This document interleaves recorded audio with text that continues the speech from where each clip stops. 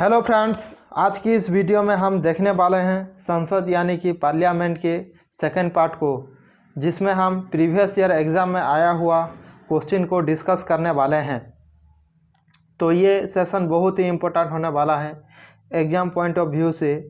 अगर आपने इसका पहला बेसिक्स पार्ट नहीं देखा है तो इस वीडियो के डिस्क्रिप्शन में उस वीडियो का लिंक दिया हूँ, आप लिंक पर क्लिक करके उस वीडियो को देख लीजिए।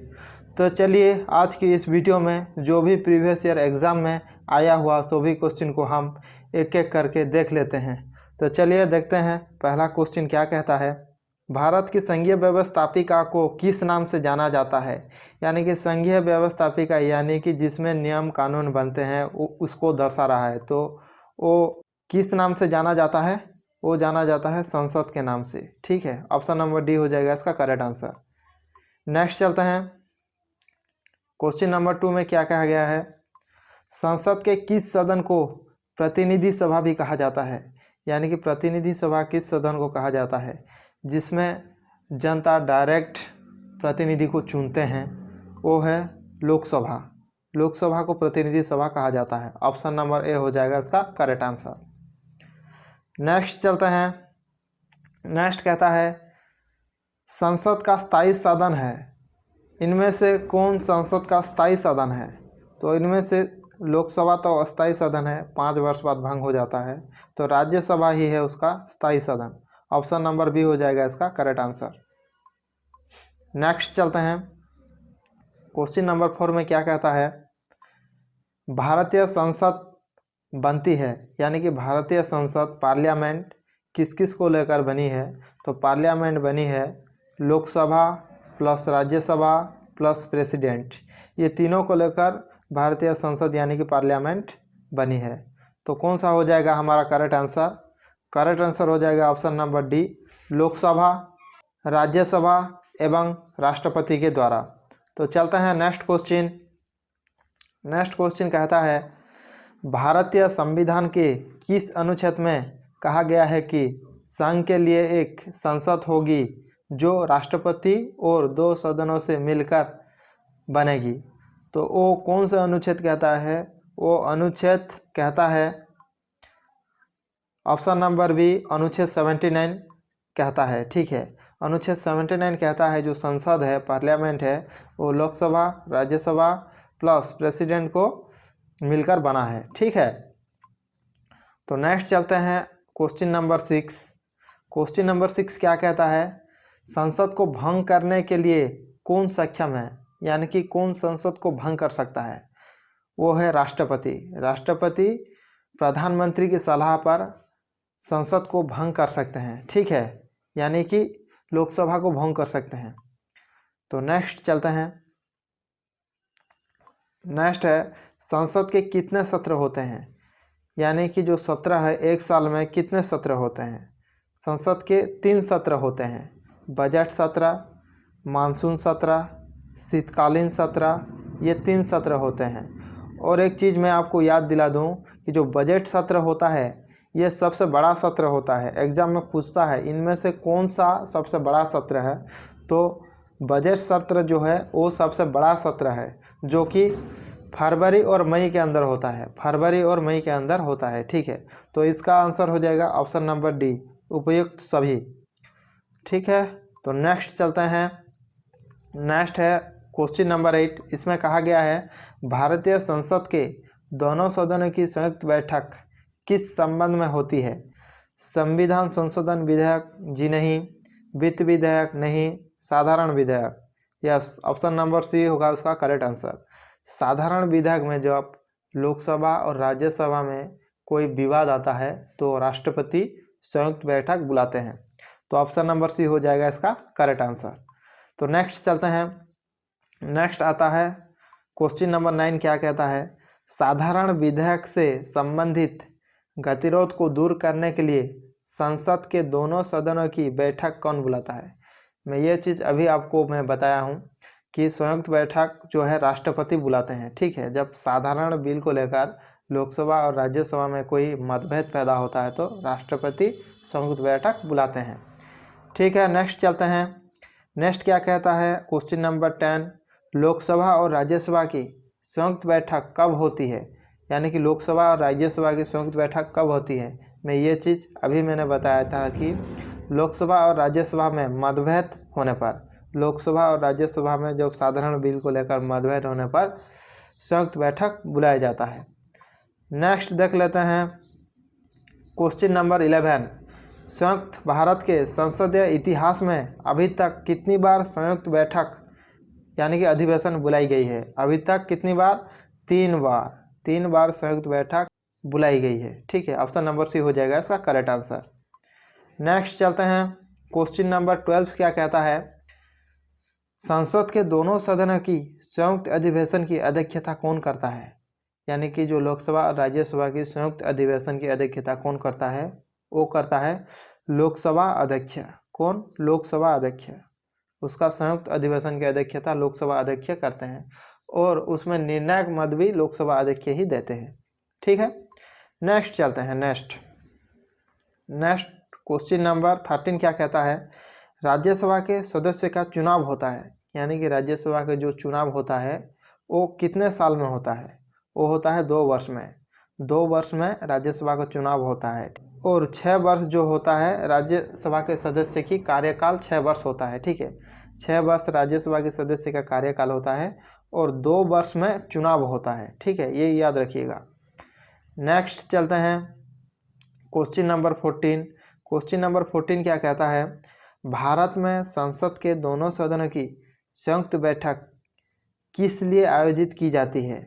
यानी कि जो संयुक्त बैठक किस लिए आयोजित की जाती है, ये चीज़ मैंने आपको अभी अभी बताया है कि उस विधेयक पर विचार करने और उसे पारित करने के लिए जिस पर दोनों में मतभेद हो। यानी कि लोकसभा और राज्यसभा में कोई साधारण बिल को लेकर अगर मतभेद हो तो संयुक्त बैठक बुलाया जाता है और उस विधेयक पर विचार करके उसे पारित करना हो, उस विधेयक पर विचार करके उसे पारित करना हो, इसका मुख्य उद्देश्य होता है। ठीक है, तो ऑप्शन नंबर डी हो जाएगा इसका करेक्ट आंसर। तो नेक्स्ट चलते हैं। नेक्स्ट क्या कहता है, क्वेश्चन नंबर 15, संविधान संशोधन प्रस्ताव के संबंध में दोनों सदनों में मतभेद होने की स्थिति में। यहाँ पर एक चीज़ आप याद रखो, संविधान संशोधन के प्रस्ताव में यानी कि संविधान का कोई अमेंडमेंट करना हो, इसमें संशोधन करना हो, उस स्थिति में एक चीज़ आप याद रखो कि प्रस्ताव गिर जाएगा। यानी कि उसमें संयुक्त बैठक नहीं बैठेगा, प्रस्ताव का समाप्त हो जाएगा। ठीक है, ये चीज़ आप याद रखो, प्रस्ताव गिर जाएगा। साधारण विधेयक में मतभेद होने पर संयुक्त बैठक बैठता है, लेकिन संविधान संशोधन प्रस्ताव में कोई संयुक्त बैठक नहीं बैठता है, प्रस्ताव गिर जाता है, यानी कि प्रस्ताव का समाप्त कर दिया जाता है। ऑप्शन नंबर डी हो जाएगा इसका करेक्ट आंसर। ठीक है, नेक्स्ट चलते हैं क्वेश्चन नंबर 16। क्वेश्चन नंबर 16 क्या कहता है, संसद की कार्यवाही सूची में प्रथम विषय होता है। संसद की कार्यवाही सूची में जो प्रथम विषय कौन सा होता है, प्रथम विषय होता है प्रश्नकाल। क्या होता है, प्रश्नकाल। उसके बाद आता है शून्यकाल और उसके बाद कार्यसूची। ठीक है, प्रश्नकाल के बाद ही शून्यकाल आता है। तो एग्जाम में पूछा जाता है शून्यकाल कब आता है, तो शून्यकाल प्रश्नकाल के बाद आता है, जो कि 12 बजे से 1 बजे के अंदर चलता है। ठीक है, ये चीज़ आप याद रखो। तो ये यहाँ पर क्या कहा गया है, संसद की कार्यवाही सूची में प्रथम विषय कौन सा होता है, प्रथम विषय शून्यकाल होता है, उसके बाद प्रश्नकाल, उसके बाद आता है कार्यसूची। ठीक है, तो नेक्स्ट चलते हैं क्वेश्चन नंबर 17 क्या कहता है, संसद के किसी सदस्य की सदस्यता तब समाप्त समझी जाती है यदि वो बिना सदन के सूचित किए अनुपस्थित रहता है। इसका आंसर हो जाएगा ऑप्शन नंबर ए, यानी कि 60 दिन तक यानी कि 2 माह तक कोई भी सदस्य अगर संसद को बिना सूचित किए अगर वो अनुपस्थित रहता है तो उसकी सदस्यता समाप्त की जाती है। नेक्स्ट चलते हैं। नेक्स्ट है क्वेश्चन नंबर 18, एक वर्ष में कम से कम कितनी बार संसद की बैठक होना आवश्यक है। एक वर्ष में कम से कम 2 बार संसद की बैठक होना आवश्यक है। ठीक है, नेक्स्ट चलते हैं। Next question number 19।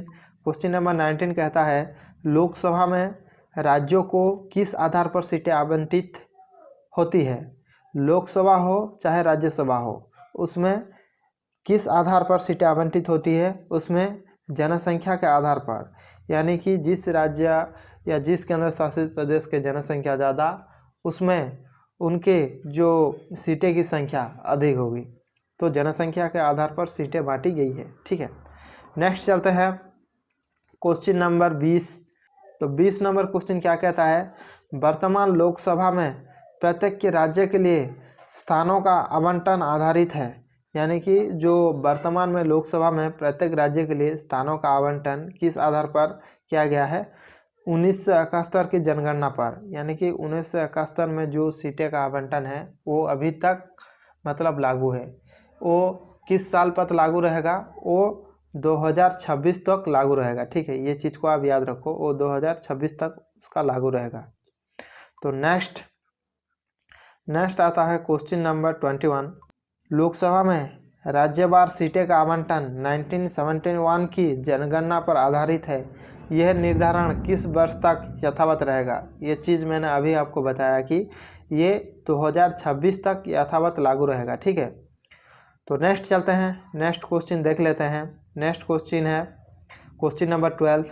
लोकसभा के लिए प्रथम आम चुनाव कब हुआ था? लोकसभा के लिए प्रथम आम चुनाव कब हुआ? 1952 में हुआ लोकसभा के लिए प्रथम आम चुनाव, ये याद रखो, 1952 में, ठीक है। नेक्स्ट चलते हैं, नेक्स्ट आता है क्वेश्चन नंबर 23।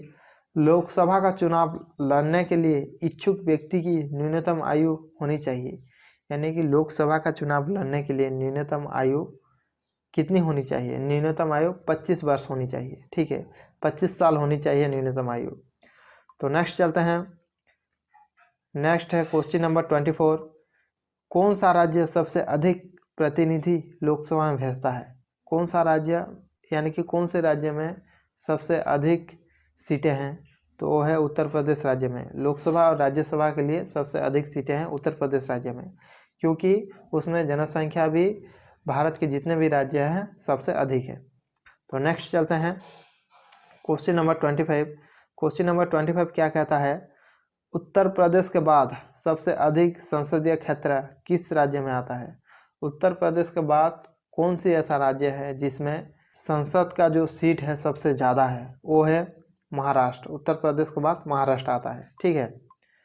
नेक्स्ट चलते हैं क्वेश्चन नंबर 26। क्वेश्चन नंबर 26 क्या कहता है? लोकसभा में किस संघ शासित क्षेत्र से सर्वाधिक प्रतिनिधि निर्वाचित होकर आते हैं? यानी कि जो यूनियन टेरिटरी है उसमें कौन सी यूनियन टेरिटरी में सबसे ज़्यादा सीट है संसद की? तो वो है दिल्ली।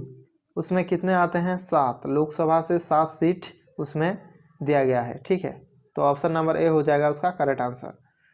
नेक्स्ट देखते हैं, नेक्स्ट आता है क्वेश्चन नंबर 27। ये क्या कहता है? संघ शासित क्षेत्र दिल्ली कितने प्रतिनिधि निर्वाचित कर लोकसभा में भेजता है? मैंने ये चीज़ अभी बताया कि जो दिल्ली है वो 7 प्रतिनिधि निर्वाचित कर लोकसभा में भेजता है, यानी कि 7 सीटें हैं लोकसभा के लिए दिल्ली में। तो नेक्स्ट चलते हैं, नेक्स्ट है क्वेश्चन नंबर 28। लोकसभा का सामान्यतः कार्यकाल कितने वर्ष का होता है? लोकसभा का जो कार्यकाल होता है वो 6 वर्ष का होता है, लेकिन उसमें निर्वाचन हर 2 वर्ष में होता है और हर 2 वर्ष में 1/3 सदस्य उसमें रिटायर लेते हैं और 1/3 सदस्य उसमें शामिल भी हो जाते हैं। इसीलिए राज्यसभा एक स्थायी सदन है, उसका कभी विघटन नहीं होता और राज्यसभा का जो कार्यकाल है 6 वर्ष है और उसमें जो निर्वाचन है प्रत्येक 2 वर्ष में होता है। तो ये चीज़ आप याद रखिए। तो नेक्स्ट चलते हैं क्वेश्चन नंबर 29। क्वेश्चन नंबर 29 क्या कहता है? आपातकाल के दौरान संसद लोकसभा का कार्यकाल एक बार में कितने समय के लिए बढ़ा सकता है? एक बार में 1 वर्ष के लिए ही बढ़ा सकता है, ठीक है। ऑप्शन नंबर बी हो जाएगा इसका करेक्ट आंसर। नेक्स्ट चलते हैं, क्वेश्चन नंबर 30 क्या कहता है? लोकसभा में कोरम यानी कि गणपूर्ति पूरा करने के लिए कम से कम कितने सदस्य की ज़रूरत होता है? तो कम से कम कुल सदस्यों का 1/10, यानी कुल सदस्य का 1/10, यानी कि जो लोकसभा और राज्यसभा ये दोनों में ये लागू होता है। लोकसभा और राज्यसभा में कुल सदस्य का 1/10 सदस्य अगर शामिल होंगे तो बैठक बैठ सकता है। यानी कि कोरम यानी कि गणपूर्ति का अर्थ होता है कि एक बैठक बैठने के लिए जितने भी सदस्य की ज़रूरत होता है उतने ही सदस्यों को कोरम यानी कि गणपूर्ति कहते हैं। उससे कम होंगे तो बैठक नहीं बैठ सकता, उससे ज़्यादा होना चाहिए, ठीक है। तो है कुल सदस्य संख्या का 1/10। तो नेक्स्ट चलते हैं। नेक्स्ट है क्वेश्चन नंबर 31। लोकसभा का कार्यकाल 5 वर्ष से अधिक किस अवस्था में बढ़ाया जा सकता है। ये चीज़ मैंने अभी आपको बताया कि लोकसभा का जो कार्यकाल है 5 वर्ष से अधिक कब किया जाएगा, जब राष्ट्रीय आपातकाल लागू हो। यानी कि ऑप्शन नंबर बी हो जाएगा इसका करेक्ट आंसर। जब देश में राष्ट्रीय आपातकाल लागू हो तब लोकसभा अपना कार्यकाल 1 साल के लिए बढ़ाता है, ठीक है। तो नेक्स्ट चलते हैं। नेक्स्ट क्वेश्चन नंबर 32 क्या कहता है, लोकसभा के बैठक की अंतिम तिथि तथा दूसरे बैठक की प्रथम तिथि के बीच कितने समय से अधिक का अंतराल नहीं होना चाहिए। यानी कि लोकसभा के जो दोनों बैठक के बीच समय का गैप कितना होना चाहिए, क्वेश्चन ये कह रहा है। तो इसका आंसर हो जाएगा 6 माह। यानी कि दोनों बैठक के बीच 6 माह से अधिक का गैप नहीं होना चाहिए। तो ऑप्शन नंबर डी हो जाएगा इसका करेक्ट आंसर। तो नेक्स्ट चलते हैं। नेक्स्ट है क्वेश्चन नंबर 33। राष्ट्रपति लोकसभा को कार्यकाल पूरा करने के पूर्व भंग कर सकते हैं। जी हाँ, राष्ट्रपति जो है लोकसभा के कार्यकाल पूर्ण होने से पूर्व भी भंग कर सकते हैं। किस तरीक़ा से, वो प्रधानमंत्री की सलाह पर राष्ट्रपति भंग कर सकते हैं लोकसभा को। तो ऑप्शन नंबर ए हो जाएगा इसका करेक्ट आंसर। नेक्स्ट चलते हैं। नेक्स्ट है क्वेश्चन नंबर 34। लोकसभा को उसके कार्यकाल की समाप्ति के पूर्व भी भंग किया जा सकता है। हाँ, भंग किया जा सकता है राष्ट्रपति द्वारा इसकी इच्छानुसार। जी नहीं। ऑप्शन नंबर बी लोकसभा अध्यक्ष द्वारा। जी नहीं, राष्ट्रपति द्वारा मंत्रिपरिषद की सलाह पर। जी हाँ, ऑप्शन नंबर सी हो जाएगा इसका करेक्ट आंसर। राष्ट्रपति द्वारा मंत्रिपरिषद यानी कि प्रधानमंत्री की सलाह पर लोकसभा को भंग कर सकते हैं राष्ट्रपति, ठीक है। नेक्स्ट चलते हैं। Question number 35। लोकसभा के अध्यक्ष को कौन चुनता है। यानी कि जो लोकसभा के अध्यक्ष हैं उसको कौन चुनता है, उनको चुनते हैं लोकसभा के सदस्य।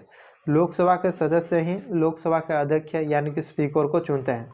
तो ऑप्शन नंबर बी हो जाएगा इसका करेक्ट आंसर। तो नेक्स्ट देखते हैं। नेक्स्ट क्वेश्चन क्या कहता है। नेक्स्ट क्वेश्चन कहता है क्वेश्चन नंबर 36। अस्थायी लोकसभा अध्यक्ष यानी कि प्रोटेम स्पीकर को कौन नियुक्त करता है। यानी कि जो लोकसभा में एक अस्थायी अध्यक्ष होते हैं जिन्हें प्रोटेम स्पीकर भी कहा जाता है, उनको कौन चुनता है, उनको चुनते हैं राष्ट्रपति। यानी कि ऑप्शन नंबर ए हो जाएगा उसका करेक्ट आंसर। वो प्रोटेम स्पीकर ही लोकसभा के जितने भी सदस्य होते हैं उन सभी को शपथ दिलाते हैं। ये चीज़ आप याद रखो। तो नेक्स्ट चलते हैं। क्वेश्चन नंबर 37 क्या कहता है, लोकसभा और राज्यसभा की समान शक्तियाँ किस क्षेत्र में हैं। तो लोकसभा और राज्यसभा में जो शक्तियाँ दी गई है वो किस क्षेत्र में समान होगा, वो समान होगा संविधान संशोधन के विषय में। यानी कि ऑप्शन नंबर बी हो जाएगा इसका करेक्ट आंसर। संविधान संशोधन के विषय में राज्यसभा और लोकसभा की समान शक्तियाँ होती है। तो ऑप्शन नंबर बी हो जाएगा इसका करेक्ट आंसर। तो नेक्स्ट चलते हैं। नेक्स्ट देख लेते हैं। Question number 38। लोकसभा का नेता कौन होता है। जो लोकसभा का जो नेता होता है वो जिस भी पार्टी में जो भी बहुमत प्राप्त किए होते हैं उसका लीडर को ही लोकसभा का नेता कहा जाता है। तो लोकसभा का नेता कौन होगा, वो होगा प्रधानमंत्री लोकसभा का नेता होगा, यानी कि प्राइम मिनिस्टर। तो नेक्स्ट चलते हैं। नेक्स्ट देख लेते हैं। Question number 39। कोई वित्तीय बिल प्रस्तावित हो सकता है। यानी कि वित्तीय बिल कहाँ पर पेश की जाती है, मनी बिल, वो पेश की जाएगी केवल लोकसभा में। केवल लोकसभा में वित्तीय बिल प्रस्तावित की जाएगी। तो ऑप्शन नंबर बी हो जाएगा उसका करेक्ट आंसर। तो नेक्स्ट चलते हैं। नेक्स्ट है क्वेश्चन नंबर 40। क्वेश्चन नंबर 40 में क्या कहता है, अविश्वास प्रस्ताव किस सदन में लाया जाता है। यानी कि जो मनी बिल हो गया, अविश्वास प्रस्ताव हो गया, जो बजट हो गया, वो सब लोकसभा में ही पारित किए जाते हैं, ठीक है।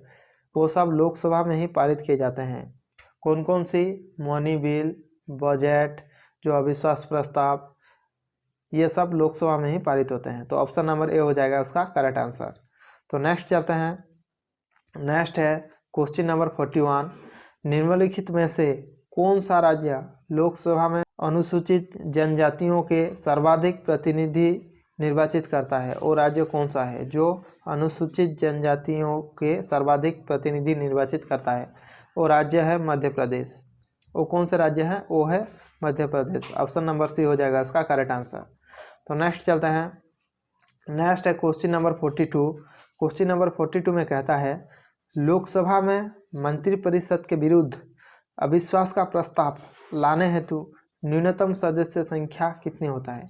यानी कि सरकार के विरुद्ध जो भी रूलिंग पार्टी होते हैं उसके विरुद्ध अगर विरोध के पार्टी अविश्वास प्रस्ताव लाता है तो सदस्य संख्या कितनी होनी चाहिए?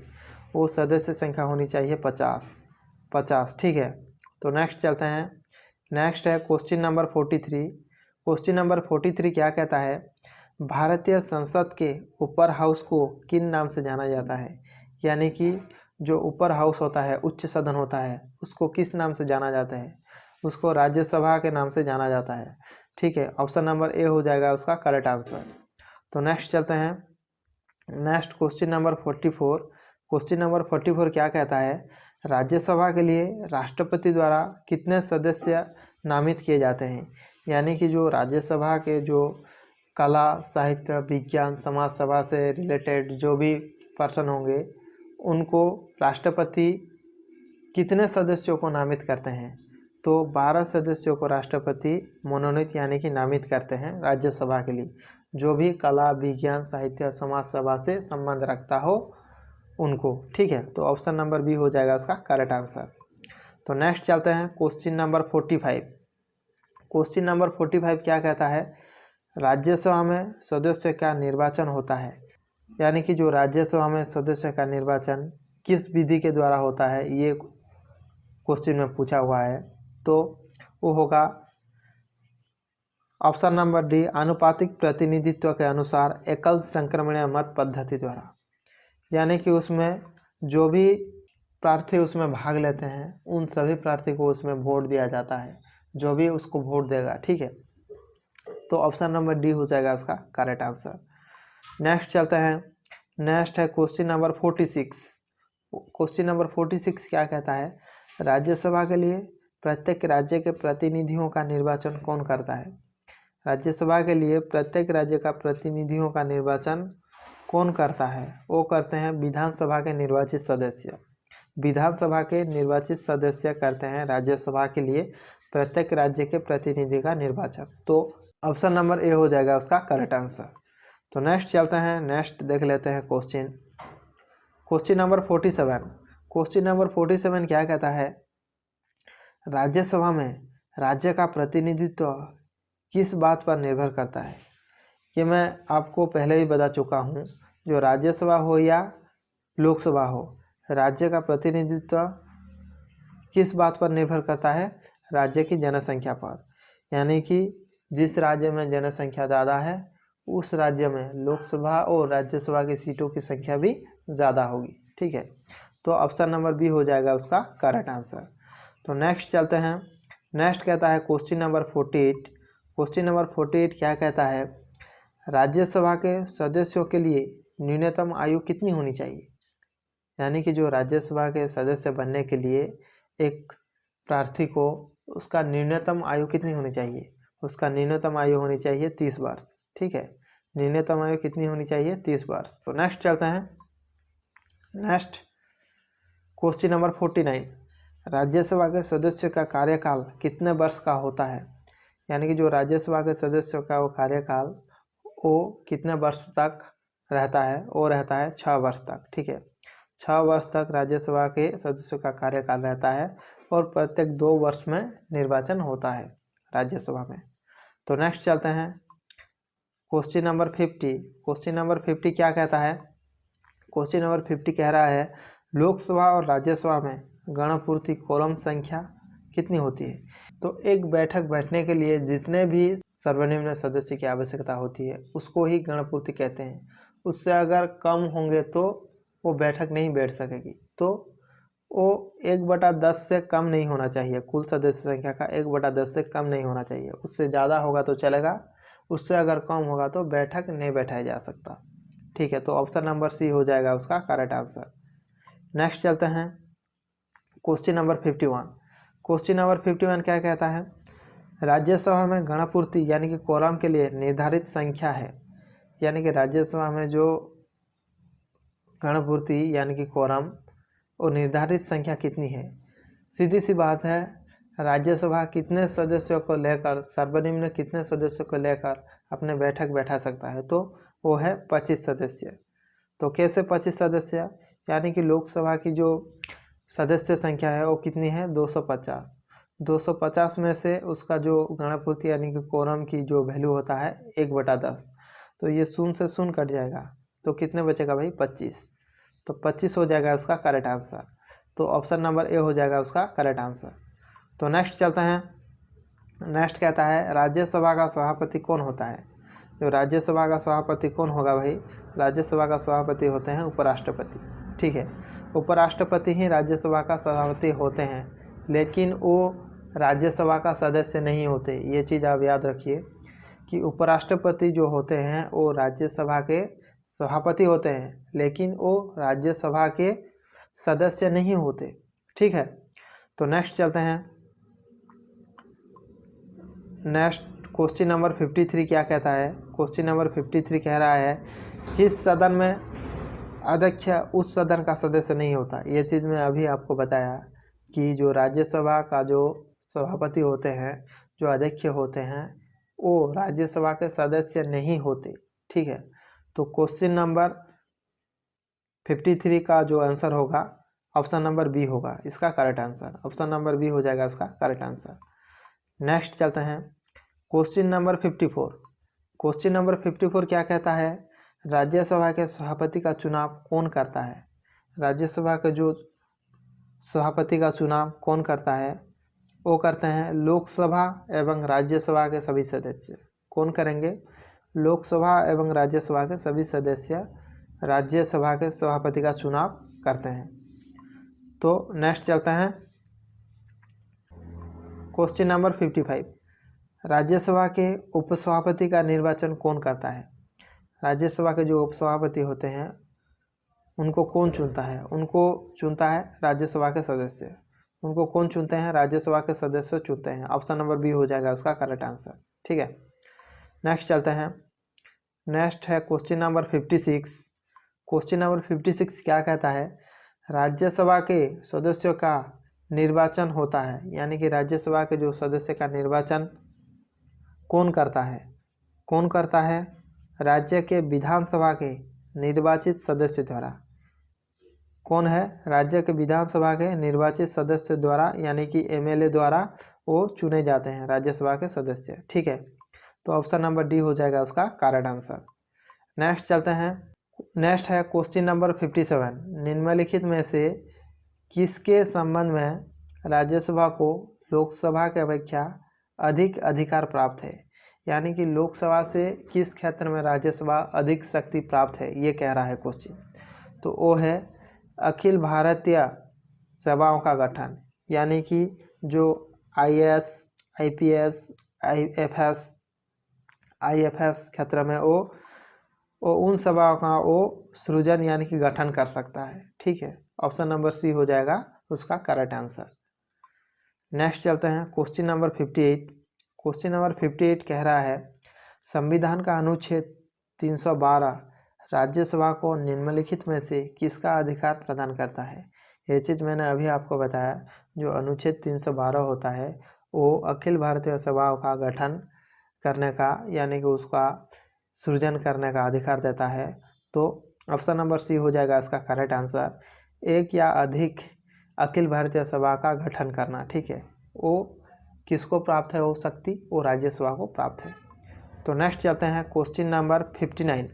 तो क्वेश्चन नंबर 59 क्या कहता है, लोकसभा द्वारा पारित धन विधेयक राज्यसभा को प्राप्त होने के कितने दिनों के भीतर लोकसभा को वापस लौटाना पड़ता है।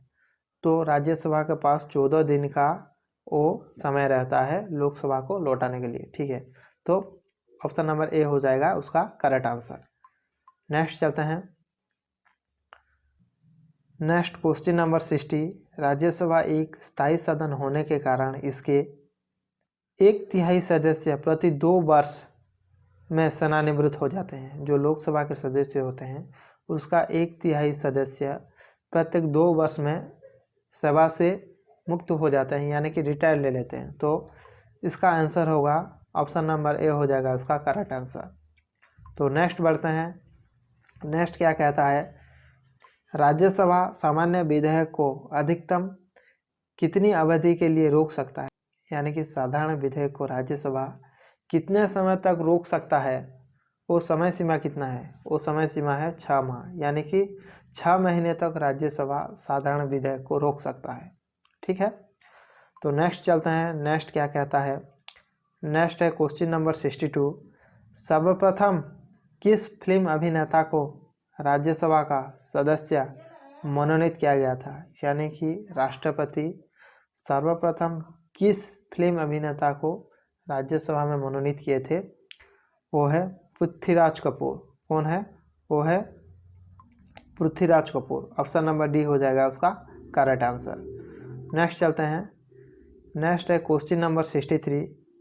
क्वेश्चन नंबर 63 कहता है राज्यसभा के लिए नामित प्रथम महिला फिल्म अभिनेत्री कौन थी, यानी कि राष्ट्रपति प्रथम कौन सी फिल्म अभिनेत्री थी जिनको मनोनीत किए थे, वो थे Nargis Dutt. Option number A, वो थे कौन थे, नरगिस दत्त, जो कि संजय दत्त का माता हैं। ठीक है, नेक्स्ट चलते हैं क्वेश्चन नंबर 64। क्वेश्चन नंबर 64 क्या कहता है, राज्यसभा कब भंग की जा सकती है, यानी कि राज्यसभा कब भंग होती है। तो राज्यसभा कभी भंग नहीं होती भाई, ये एक स्थायी सदन है। राज्यसभा में प्रत्येक 2 वर्ष में निर्वाचन होता है और उसमें 1/3 सदस्य रिटायर ले लेते हैं और 1/3 सदस्य प्रत्येक 2 वर्ष में शामिल होते हैं, इसलिए वो एक स्थायी सदन है, उसका कभी भंग नहीं होता। राज्यसभा कभी भंग नहीं की जा सकती। ऑप्शन नंबर डी हो जाएगा उसका करेक्ट आंसर। राज्यसभा को कभी भंग नहीं किया जा सकता। ठीक है, नेक्स्ट चलते हैं क्वेश्चन नंबर 65। क्वेश्चन नंबर 65 क्या कहता है, राज्यसभा के सदस्यों का कार्यकाल, यानी कि राज्यसभा के जो सदस्य का कार्यकाल कितना होता है, वो होता है 6 वर्ष, 6 साल होता है और प्रत्येक 2 वर्ष में उसका निर्वाचन होता है। तो नेक्स्ट देखते हैं। तो फ्रेंड्स आज के लिए इतना ही। तो ये था फ्रेंड्स प्रीवियस ईयर में आया हुआ संसद के क्वेश्चन। आप अगर संसद के बेसिक वीडियो और ये एमसीक्यू वीडियो दोनों देख लेंगे तो ये टॉपिक से एक भी क्वेश्चन नहीं छूटेगा। तो आशा करता हूँ दोनों वीडियो को आप ज़रूर देखेंगे। अगर आपको मेरी इस वीडियो से कुछ सीखने के लिए मिला हो तो मुझे थोड़ा सपोर्ट कीजिए, वीडियो को लाइक और चैनल को सब्सक्राइब कीजिए। जय हिंद, जय भारत।